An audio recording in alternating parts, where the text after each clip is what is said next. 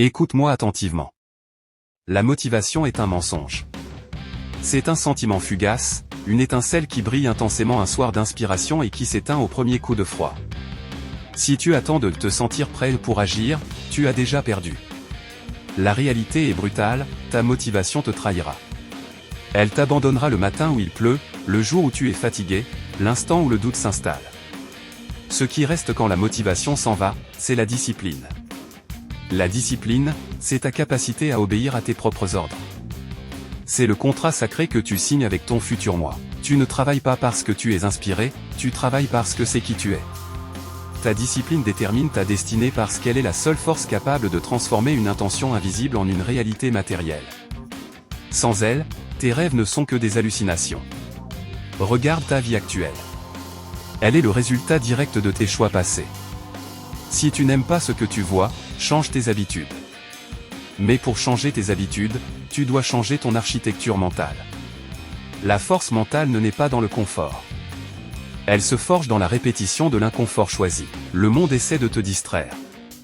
Les réseaux sociaux, les plaisirs faciles, la gratification instantanée, ce sont des chaînes invisibles. Chaque fois que tu cèdes à une distraction, tu vends une partie de ta destinée. Être discipliné, c'est devenir un tyran envers ses propres faiblesses pour devenir un roi dans son propre royaume. Le succès n'est pas un événement. C'est un processus d'accumulation. Imagine une goutte d'eau tombant sur un rocher. La première goutte ne fait rien. La millième non plus. Mais après des années, le rocher est percé. C'est la puissance des intérêts composés appliqués à l'existence. Ta destinée ne se joue pas dans les grands discours, mais dans ce que tu fais à 5 heures du matin quand personne ne regarde. Faire ton lit, finir ton rapport, pousser une répétition de plus à la salle, ces micro-victoires construisent une identité de gagnant. La discipline, c'est l'art de gagner la guerre contre soi-même, un pouce à la fois. Pour dominer ta destinée, tu dois d'abord comprendre la machine que tu habites. Ton cerveau n'est pas conçu pour te rendre riche, fort ou accompli. Il est conçu pour ta survie. Son but est d'économiser de l'énergie, de rechercher le plaisir immédiat et d'éviter toute forme de douleur ou d'inconfort. C'est ce qu'on appelle la gratification instantanée. Si tu laisses ton instinct biologique décider pour toi, tu resteras un spectateur de ta propre vie. La discipline est une bataille contre ton propre système limbique. Chaque fois que tu choisis de travailler alors que tu as envie de dormir, chaque fois que tu choisis une nourriture saine au lieu d'un plaisir sucré, tu muscles ton cortex préfrontal. C'est là que réside ton humanité. C'est là que réside ta force mentale. En neurosciences, on sait que la volonté fonctionne comme un muscle, elle s'épuise si on l'utilise mal, mais elle se renforce de manière exponentielle par l'entraînement. Tu dois apprendre à détester le confort. Le confort est un anesthésique. Il te murmure que tu en as fait assez, que tu mérites une pause, que demain sera un meilleur jour pour commencer. Ce sont des mensonges biologiques. La discipline consiste à hacker cette chimie. Tu ne travailles pas parce que tu as de la dopamine, tu obtiens de la dopamine parce que tu as fini ton travail. Inverse la boucle. Transforme l'effort en ta récompense suprême. La question n'est pas de savoir si tu vas souffrir. La question est, quelle douleur vas-tu choisir ? La vie t'impose 2 types de souffrance, la douleur de la discipline ou la douleur du regret. La première pèse des grammes, la seconde pèse des tonnes. La discipline est le processus par lequel tu échanges un plaisir temporaire contre une récompense permanente. Le monde moderne est une usine à distraction conçue pour affaiblir ta volonté. On veut que tu sois docile, dépendant et passif. Mais toi, tu as choisi une autre voie.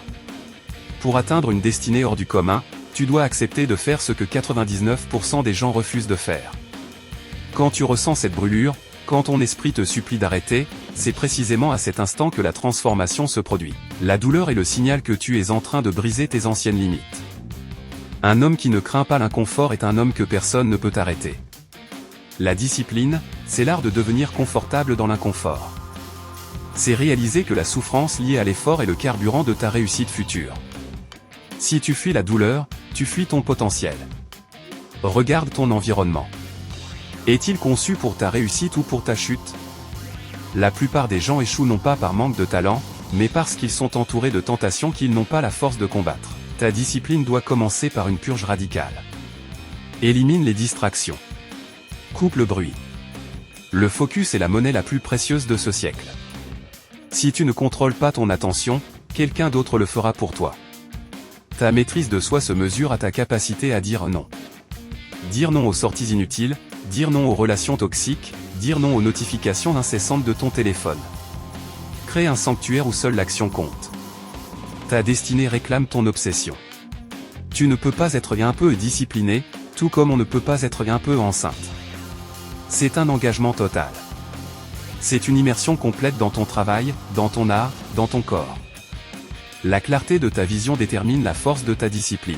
Si tu sais exactement où tu vas, le sacrifice ne ressemble plus à un sacrifice, mais à un investissement. Écoute bien ce qui suit, car c'est ici que la plupart des gens échouent. Ils essaient de changer leurs actions sans changer leur identité. Ils essaient de forcer la discipline alors que, dans leur cœur, ils se voient encore comme des paresseux, des victimes ou des gens ordinaires. Mais la vérité est celle-ci, ton comportement sera toujours aligné avec l'image que tu as de toi-même. La discipline n'est pas une punition que tu t'infliges. C'est le reflet de ton identité de gagnant. Un gagnant ne se demande pas s'il va s'entraîner aujourd'hui. Il ne débat pas avec son réveil. Il n'argumente pas avec la tentation. Pourquoi ? Parce qu'un lion ne se demande pas s'il doit chasser, il chasse. C'est sa nature. Pour transformer ta destinée, tu dois d'abord opérer une mutation intérieure. Tu dois tuer l'ancienne version de toi-même, celle qui cherche des excuses pour laisser naître celle qui exige des résultats. La psychologie du « je suis », chaque mot que tu prononces après « je suis » devient une prophétie. Si tu dis « je suis fatigué », « je suis quelqu'un qui a du mal à se lever », tu programmes ton système nerveux pour l'échec. Le gagnant utilise un langage de pouvoir. Il ne dit pas « j'essaie d'être discipliné ». Il dit « je suis la discipline ».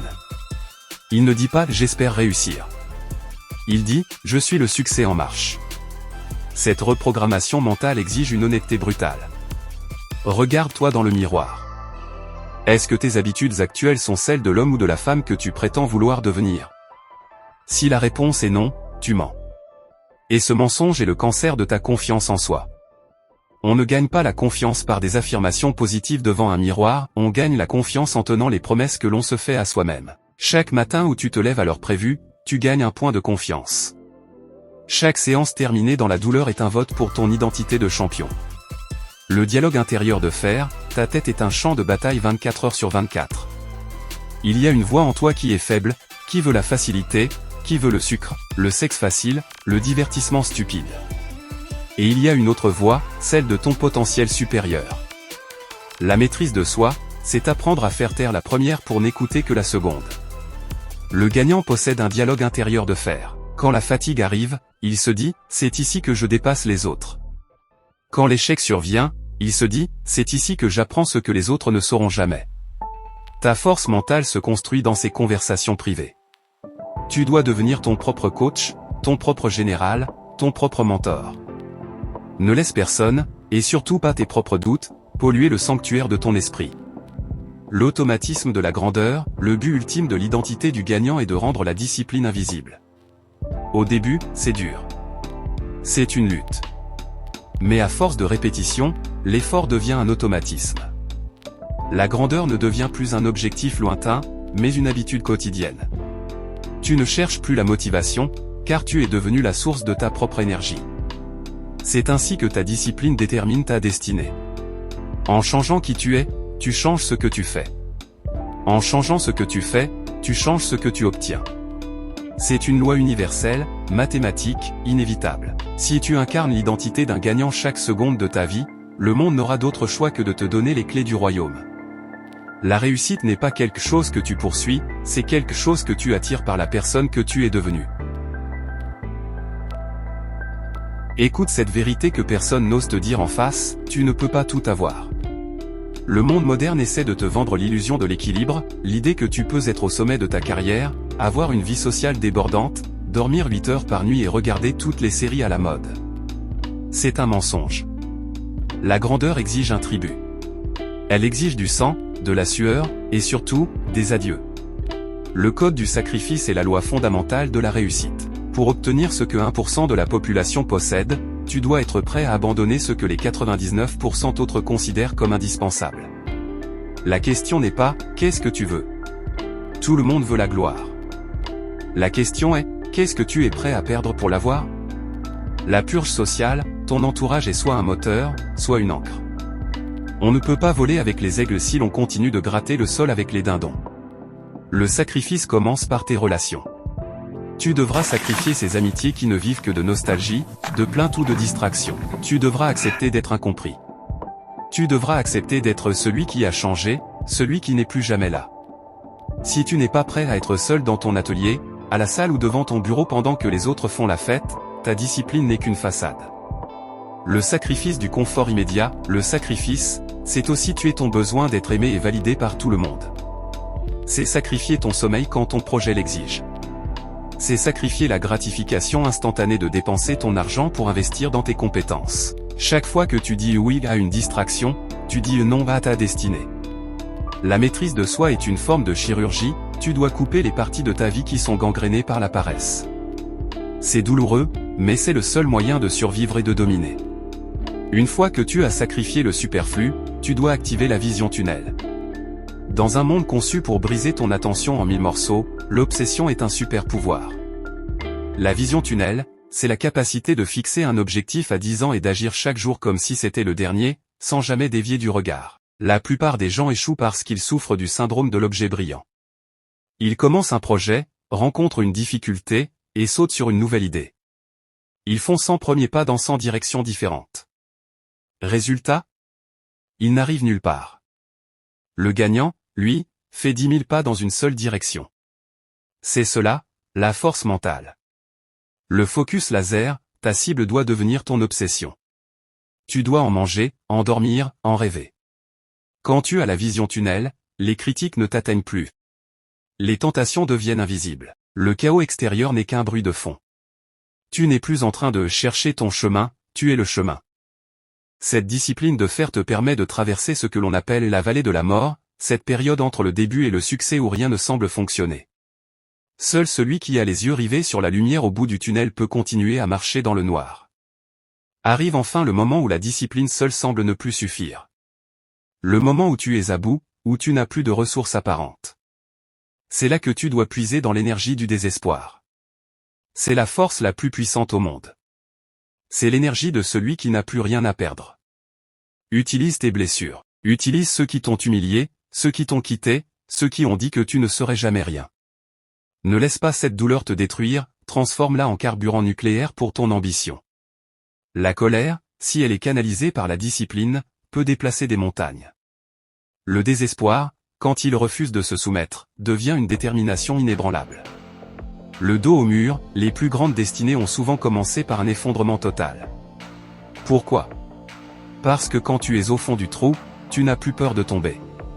Tu n'as plus d'ego à protéger. Tu as une liberté sauvage. Utilise cette obscurité. Dis-toi, puisque je souffre déjà, je vais au moins obtenir une récompense pour cette douleur. Ne cherche pas la paix, cherche la victoire. La paix viendra quand le travail sera fini. Pour l'instant, sois le prédateur. Sois celui qui refuse de mourir. C'est dans ce feu que se forge l'acier le plus dur. Ta discipline, nourrie par ton désespoir, devient une arme de destruction massive contre la médiocrité. Ta destinée ne se négocie pas. Elle s'arrache. Écoute bien, une vision sans plan n'est qu'une hallucination. La différence entre un rêveur et un bâtisseur de destinée, c'est l'emploi du temps. Les géants ne laissent rien au hasard. Ils ne se demandent pas ce qu'ils vont faire en se réveillant, ils exécutent un script qu'ils ont écrit la veille. Ta journée est une bataille, et ton calendrier est ton plan de guerre. Si tu ne planifies pas ta réussite, tu planifies inconsciemment ton échec. La loi de la première heure, le victory hour, la bataille se gagne ou se perd dans les 60 premières minutes de ta journée. C'est ici que tu établis ta domination sur ton propre esprit. Alors que le reste du monde est encore en train de négocier avec son réveil, le géant est déjà en mouvement. Ce n'est pas une question de lever de soleil, c'est une question de discipline mentale. Ta routine matinale doit être un rituel de guerre, hydratation et mouvement, réveille ton corps biologiquement. Silence et visualisation, fixe ta cible avec une clarté laser. Le travail profond, deep work, attaque immédiatement ta tâche la plus difficile, celle que ton esprit craint le plus. Ne consulte jamais ton téléphone dans cette première heure. Ne laisse pas les priorités des autres polluer ton sanctuaire. Si tu donnes ta première heure au monde, tu lui donnes ta journée entière. Garde-la pour toi. Garde-la pour ta maîtrise de soi. Le travail profond et l'élimination du multitâche, le multitâche est le poison de l'excellence. On t'a menti en te faisant croire que faire plusieurs choses à la fois était une compétence. C'est en réalité une dispersion de ta force mentale. Pour construire une œuvre monumentale, tu dois apprendre à t'immerger totalement. Bloque des segments de 90 minutes. 90 minutes où le reste du monde n'existe plus. Pas de notification, pas d'email, pas d'interruption. Juste toi et ta mission. C'est dans ces blocs de concentration pure que les empires se construisent. La discipline consiste à protéger ces blocs de temps comme s'ils étaient sacrés, car ils le sont. C'est là que tu produis en une heure ce que les autres produisent en une semaine. L'audit du soir, le rapport de guerre, un général ne va pas dormir sans analyser les mouvements de la journée. Avant de fermer les yeux, tu dois passer en revue tes actions. Que as-tu accompli? Où as-tu failli? Où ta maîtrise de soi a-t-elle flanché? Ne te pardonne pas trop vite, mais ne reste pas bloqué dans la culpabilité. Analyse froidement comme un scientifique. Puis, programme tes 3 priorités pour le lendemain. En faisant cela, tu donnes une mission à ton subconscient pendant ton sommeil. Tu te réveilles avec une direction, une ferveur, et une discipline renouvelée. Ta destinée ne se construit pas par bonds de géant, elle se construit par la répétition implacable de journées parfaites.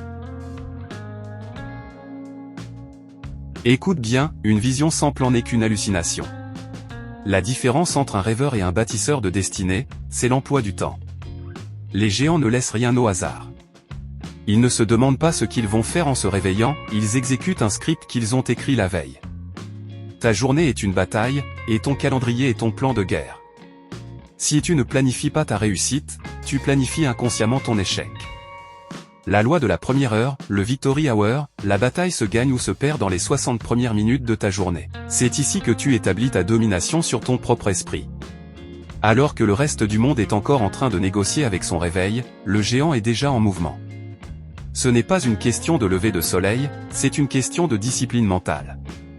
Ta routine matinale doit être un rituel de guerre, hydratation et mouvement, réveille ton corps biologiquement. Silence et visualisation, fixe ta cible avec une clarté laser. Le travail profond, deep work, attaque immédiatement ta tâche la plus difficile, celle que ton esprit craint le plus. Ne consulte jamais ton téléphone dans cette première heure. Ne laisse pas les priorités des autres polluer ton sanctuaire.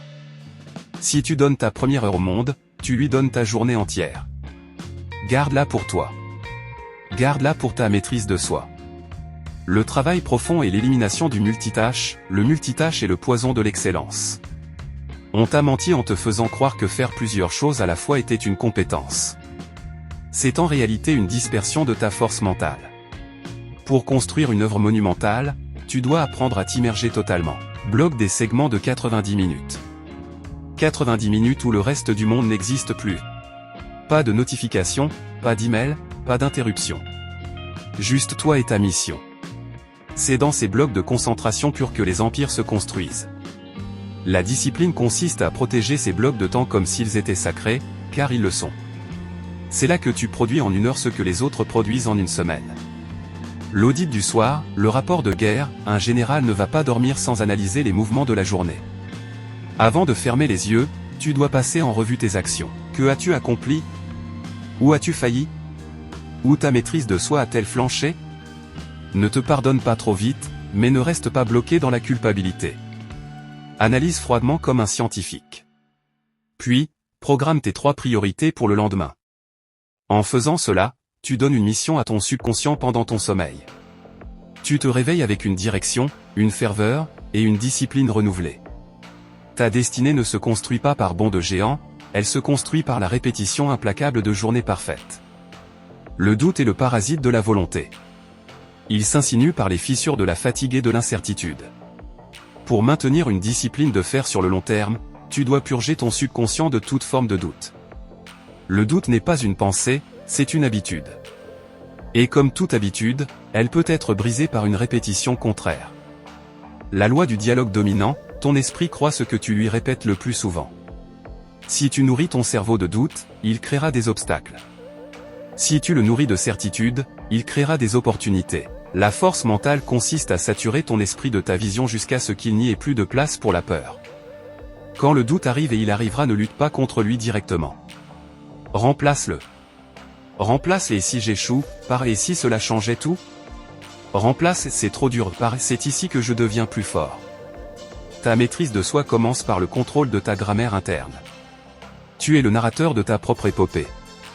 Écris une histoire où tu es le héros invincible, pas la victime des circonstances.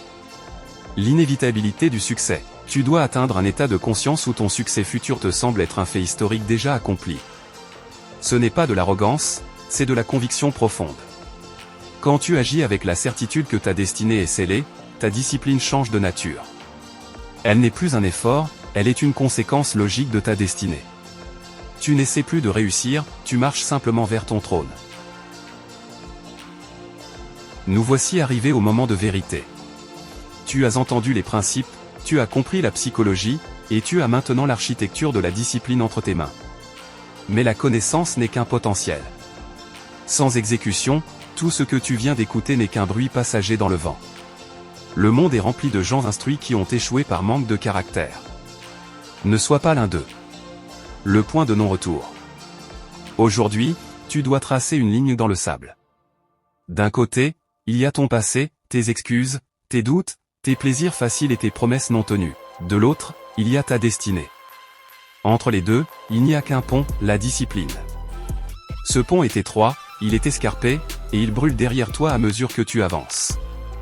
Il n'y a pas de retour possible pour celui qui a décidé de devenir grand. Le serment que tu vas prêter n'est pas envers moi, ni envers cette vidéo. C'est un serment envers ton potentiel. C'est la promesse que tu ne laisseras plus jamais ton corps dicter sa loi à ton esprit. C'est l'engagement que chaque échec sera une leçon, chaque douleur un entraînement, et chaque seconde une brique posée sur l'édifice de ta gloire. Ta maîtrise de soi est désormais ta nouvelle identité. La solitude du sommet, sache que ce chemin sera solitaire. La foule ne comprendra pas ton obsession. On te traitera de fou, d'arrogant ou de froid. Laisse-les parler.